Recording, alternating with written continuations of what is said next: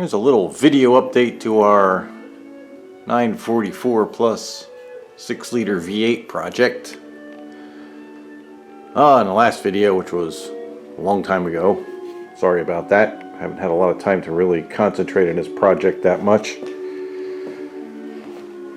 We had the rear suspension out, so rear suspension is all put back together and it's in there. Still need to install the shocks and do some of the brake work and a few other little tidbits, but the main reason we had to take the rear suspension out was to get the torque tube out. So the bad torque tube is out. The newer, actually older, rebuilt torque tube is in there, and that shouldn't be any problem anymore. Probably one of the next things we got to do is to get in there, and the clutch pedal and the brake pedal have to come out to get the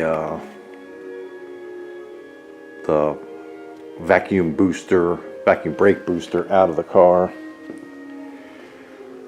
because there's no room for that with the V8 in there. So that'll be one of the next projects. Hopefully this week we're going to get back on this thing and start making some hopefully serious progress, because it's getting near the end of February now and I would really like to drive this thing in the spring.